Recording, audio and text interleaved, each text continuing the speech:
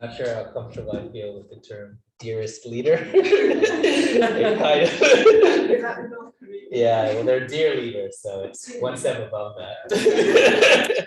Dearest. But thank you, VA, for the introduction. So I think, as most people know, I'm getting ready to take the whole family, all 5 of us, over to the States. And it's yeah, so it's obviously on my mind a lot. I'm thinking about it, and I'm hoping it's it could be anywhere from a easy trip with the kids just sleeping and waking up ready, time adjusted and everything perfect, to a complete disaster. So hopefully somewhere in between.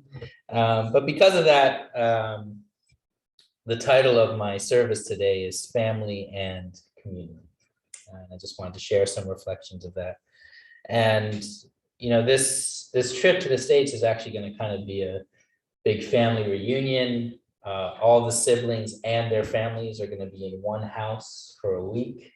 And we're going to have my uncle and his family living nearby. So I have 3 adult cousins.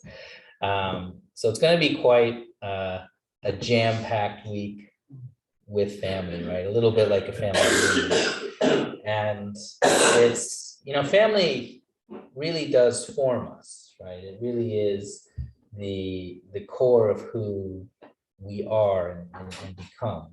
And it's, and that's true both in a good way, but also in kind of the bad way, right? It also impacts a lot of our insecurities and our shortcomings in our life, right? And, of course, this is something, I've thought about a lot throughout my life. I think everyone, if they have time to sit back and reflect, it always does come back to their relationship with their families. And it's obviously a core theme in everyone's life, right? And I was thinking of, and I know I often mention that I don't like analogies and then I use them. So here's another example of that. But there's if you think about a baby who develops in the womb, right? That it's such a crucial time of development. And if anything goes wrong during that time, for example, if the mother is taking, is drinking a lot, or is on any kind of substance, or even eating the wrong foods, right? Then that's going to impact the development of the baby. And then when the baby's born, that impact could impact them their whole life, right? And that's how kind of crucial those first 9 months are in the beginning when the baby's forming. And actually, I think that's also very true for us as individuals in childhood, right? And they've done a lot of studies where those first 2 formative years have such an impact on our health, on our psychology, on our character, right? It's one of the reasons the nurture versus nature question is so difficult, because we don't know if things that affect people happen in those first 2 years, or if it's just something that's natural, right? That's in their genetics. But probably a lot of it is in those first 2 years, right? And then even after those first 2 years, there's, the whole childhood and then the whole teenage years, right? And it's very similar in the same way. If there's real trauma or abuse in that crucial time period, it can impact us and hurt us for our whole lives, right? I even think, even when I was 12 and I went to Korea, and that was such a impactful year of my life, right? There are things that my 12-year-old self promised and committed to that I still feel compelled, to follow, that it still impacts me today, that I said that when I was 12, or I committed to that when I was 12. And so I'm going to keep doing that today. And that 12-year-old kid knew nothing, right? He really didn't know anything, but still it was such a formative year, right? It was such an impactful year on me. So I think, I think we know this. I think, especially if we've taken time to reflect about it, I think in our church philosophy, because we're focused on family, we kind of know this, how much our family impacts us.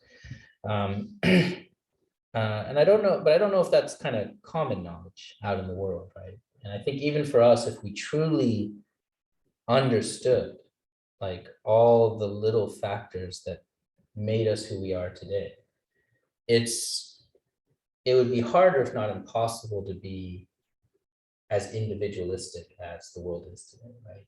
That this idea that like I'm my own person, I'm completely free, I am my own man, right? Is very much, I think, a result of not understanding how much I've been impacted throughout my life journey by my parents, by my siblings, by my closest friends, right?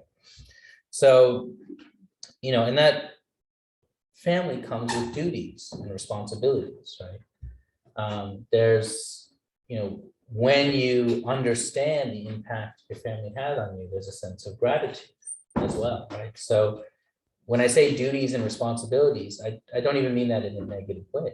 I mean it in a way of like a way of almost paying back the debt or of helping to strengthen your family relationships because you want to, right? Because you feel grateful.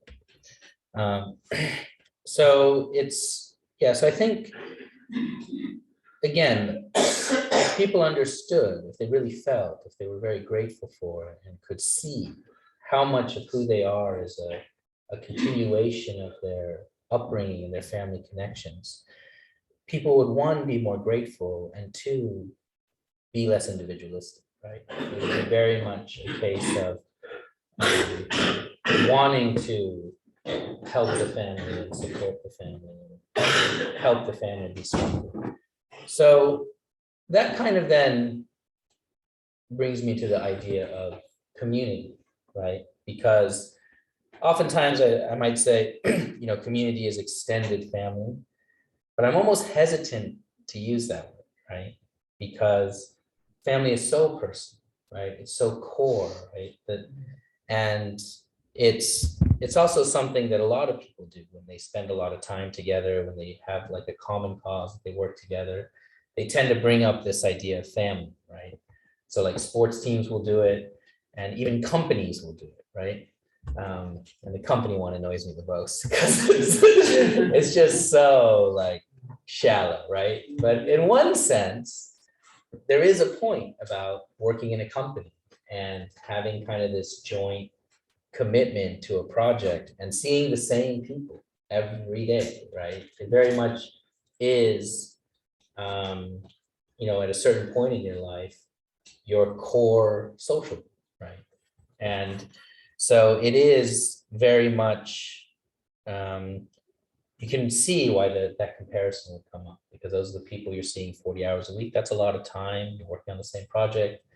All your lunches are together, so you're sharing meals, sometimes even breakfast, depending what time you get in to the office. And some people, even in a lot of companies, they work late and they end up having dinner together, coffee break. So it does become your, let's say, core social group, right? But I think, going back to the idea of family really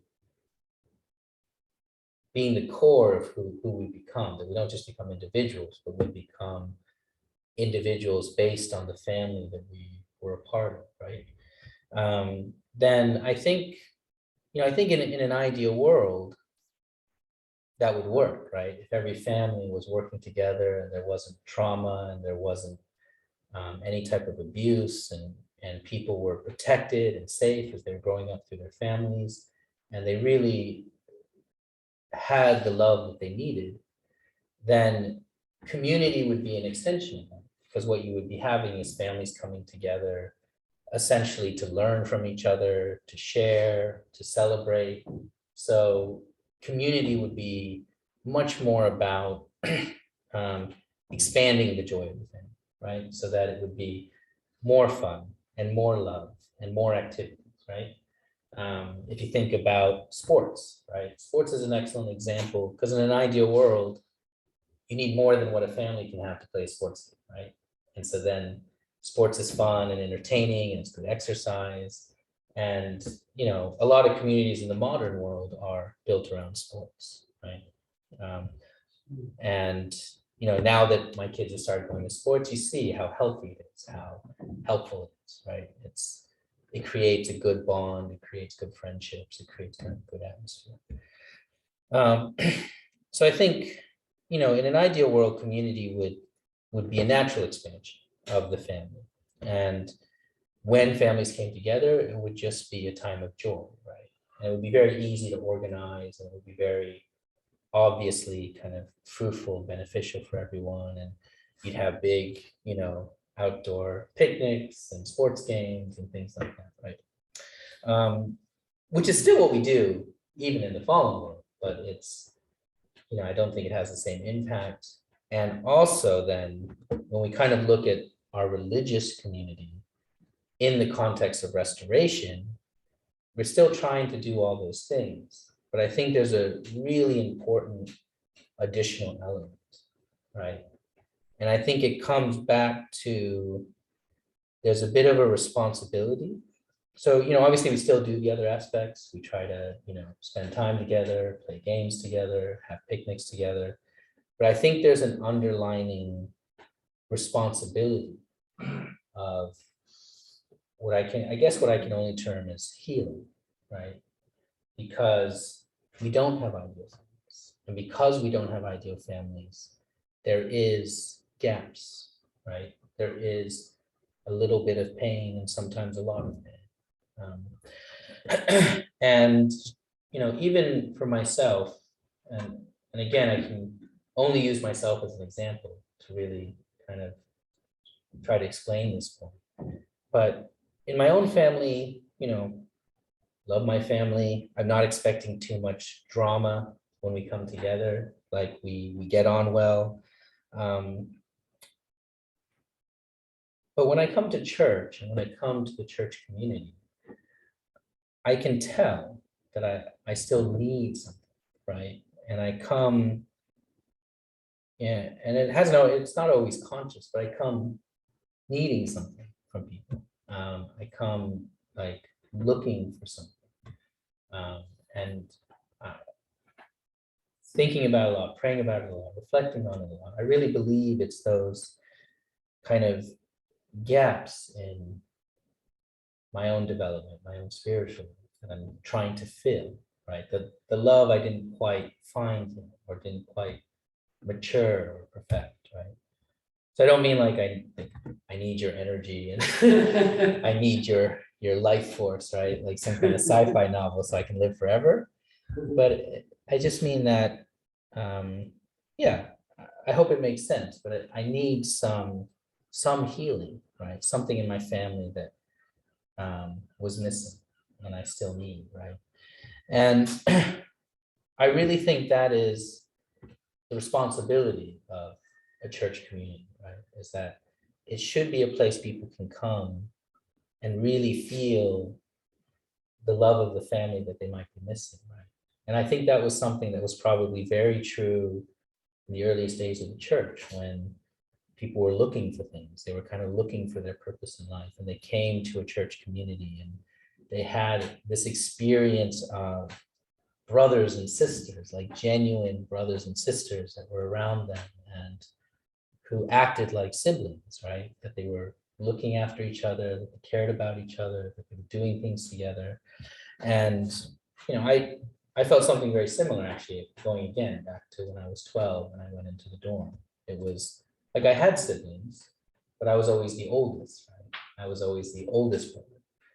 And one of the things that impacted me so much when I went into the dorm was I could be a younger brother, that I had older brothers. And that was actually, again, that was very healing. It was something I needed, right? I needed someone other than my parents to be able to care for me and treat me like a younger brother, give me guidance and take me out and things like that, right?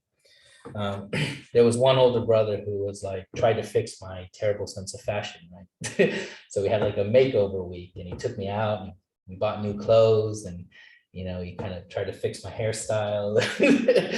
And it was almost silly, like people would make fun of it, but I was so grateful for it, right? And it's like something I would never forget. And I was so happy to then, anytime I have a chance to meet him, I want to, right? And so I got to meet his family a couple years ago. It was very nice. So the point is that, this is our reality. And actually, even that example, I think, would be true even in an ideal world. Oldest brothers would need older brothers, right? And, youngest siblings would need the chance to have younger siblings to take care of. Right? That kind of thing would always be true and would always be helpful, useful for people to experience. And I think especially during COVID, I really felt it more strongly because it was like forced separation, right? And I could almost feel that something was missing, that it was, I felt trapped in my own house, so to speak, right? And it was still okay, because had the kids to focus on and,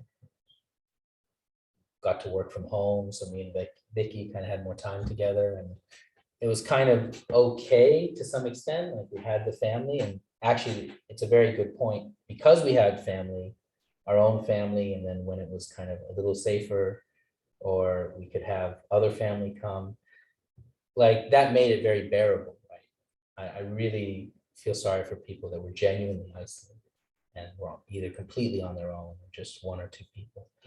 But so even in that example, having family around would make a difference. But I could feel, the lack of community. It was really, really trying to replace that in whatever way we could, right? And, I'm just so kind of grateful and happy to see that we're kind of coming out of that. We're having events again. Also very grateful for a lot of the older second gen to kind of keep some kind of online thing going in the beginning, and even now really trying to organize in-person events. It's great that we're going to have like a lunch for the Leaving Cert people. Some people went on holiday together, so just that kind of thing is just really comforting to see, right? Wish I could join them as well when they go on holidays and stuff. Or even, even the Leaving Cert lunch and dinner, that's that always actually matters. It really makes such a difference, right? And I remember, even before, when God's Day was on New Year's, we'd always have big family events in the church center and performances. And we even have those videos somewhere of like William and Kotak and Joy and Ellie and all these guys doing these different plays, David and stuff, right? So,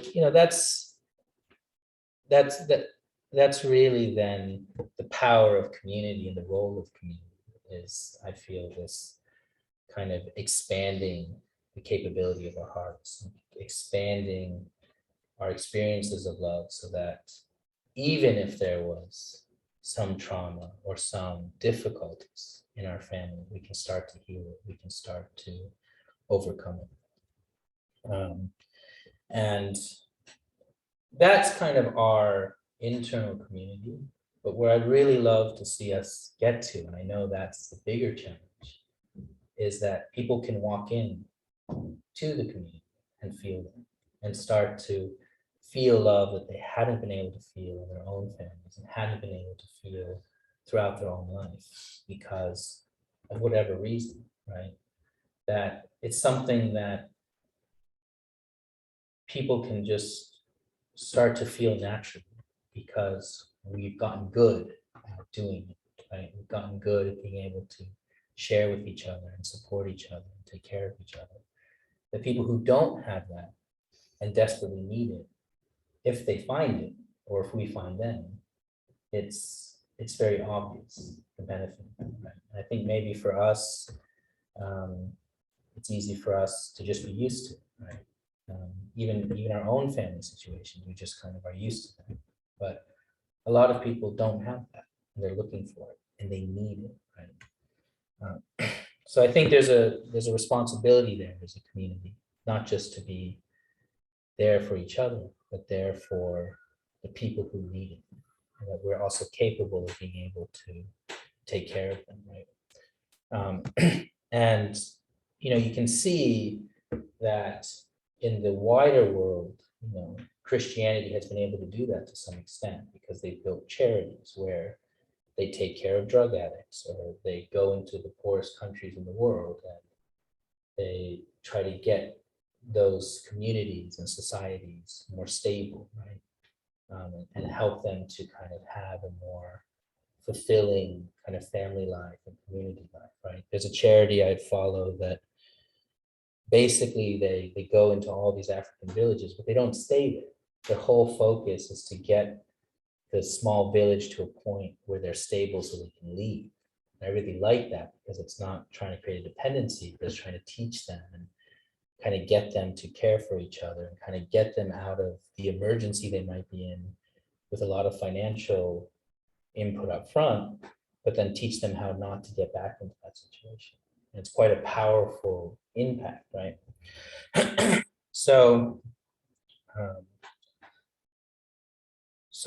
And that kind of brings me back to then my last point on family and community, which is the challenge of time, right?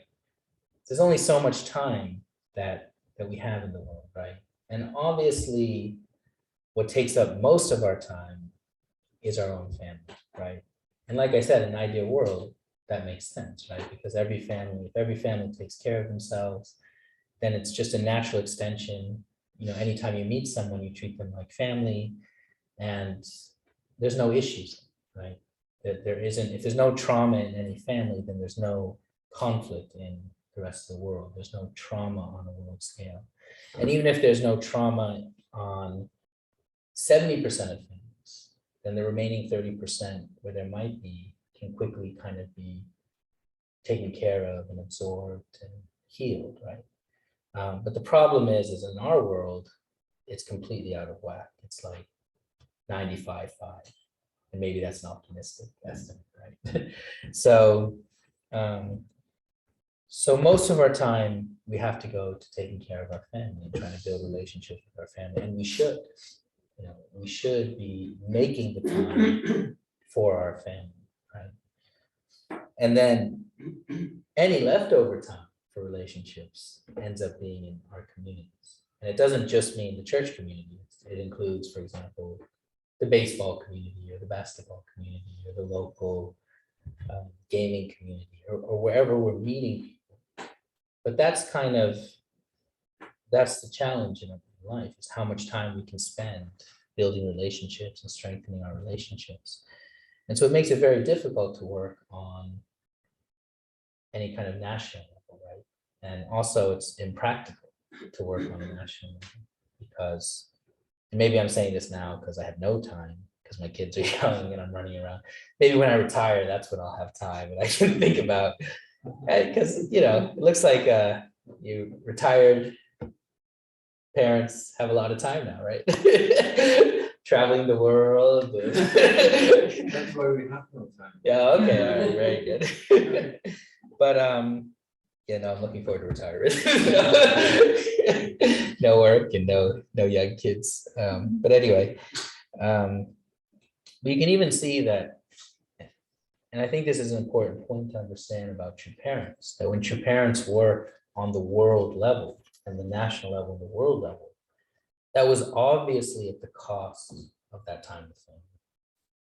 And I genuinely believe that was a known decision and a conscious understanding from true parents, and with the risks and what the likely results would be. And then, the only way to heal that missing family time would have been through the community. Right? Father tried to explain that when he was explaining, I don't spend time with my kids, so you have to spend time with my kids and help them understand, you have to fill that gap for me, is kind of how I understand his explanation.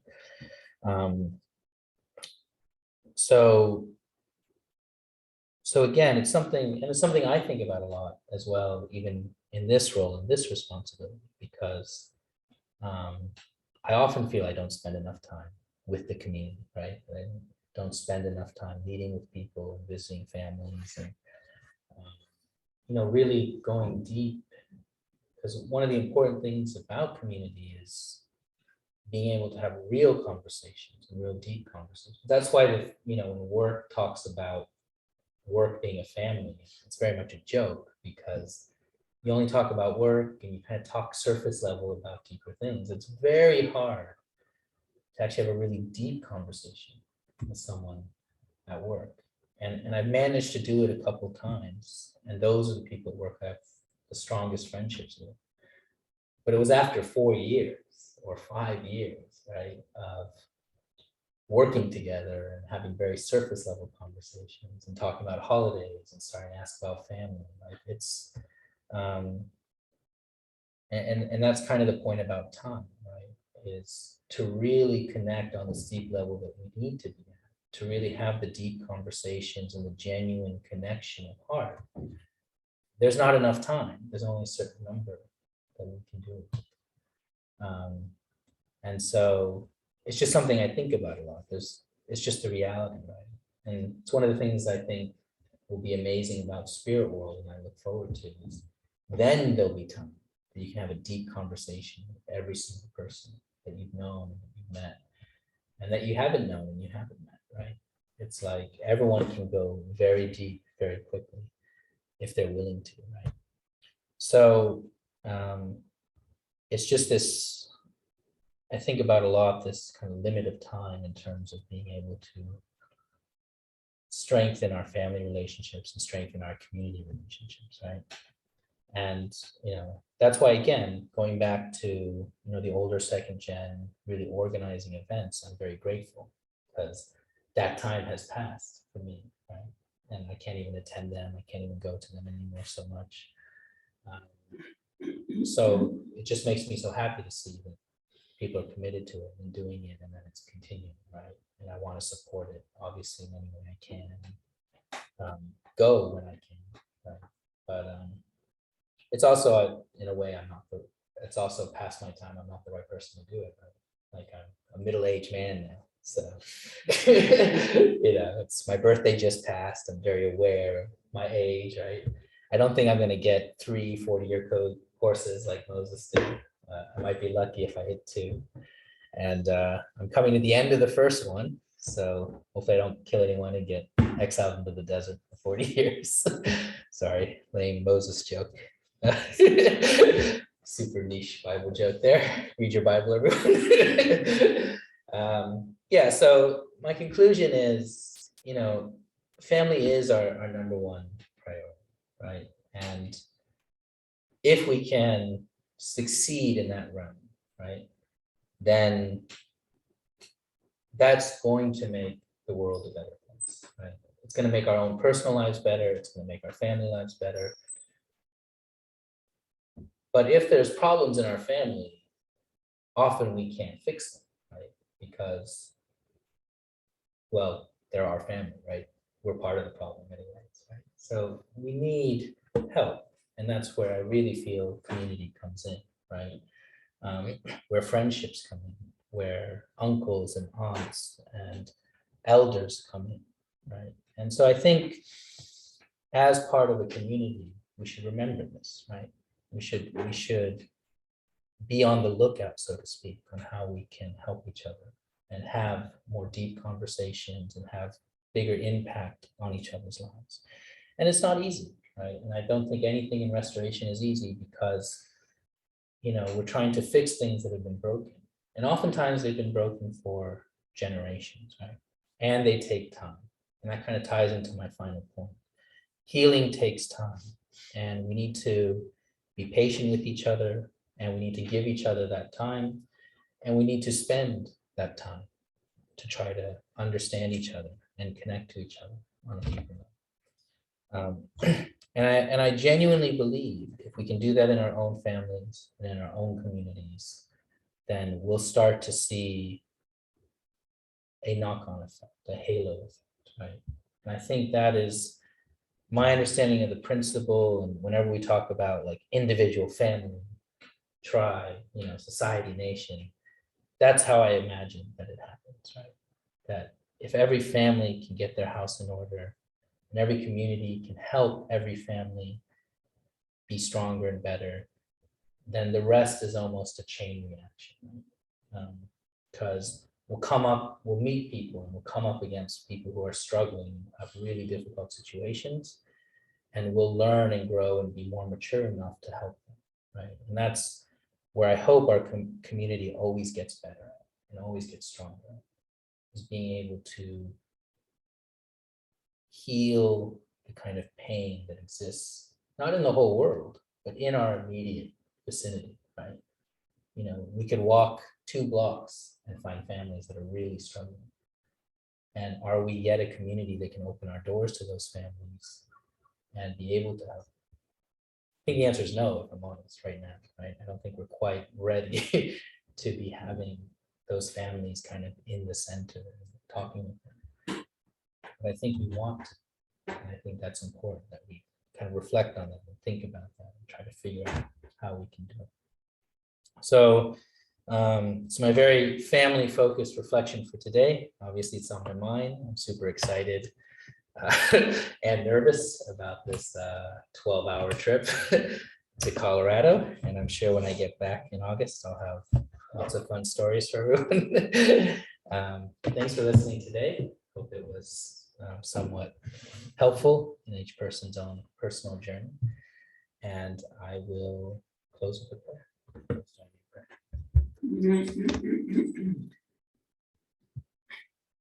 Sarang Manashin Hanal Tumun.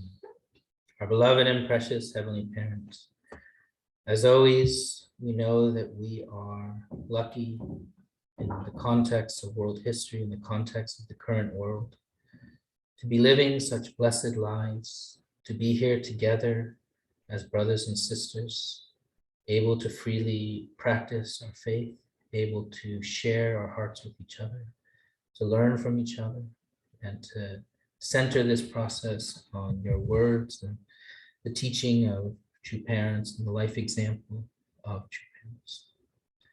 So I pray, as we do every Sunday, we can take a step back from our busy lives. We can take a step back from our worries and our stresses that so easily we can get caught up in.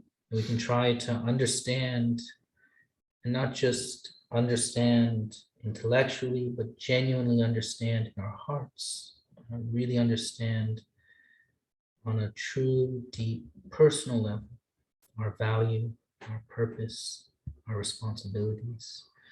And also we can be grateful for and feel and understand how much we are loved, how much we are loved by our Heavenly Parent, how much we are loved by friends and family, and how much more love there is waiting for us if we can open up our hearts to receive. So grateful again for this time together, and report all of this in our names here, and in the name of Yangil and Vicky, Blessed Central Family. All right, thank you, everyone. I want to be back up. Thank you, Eli. Very good service.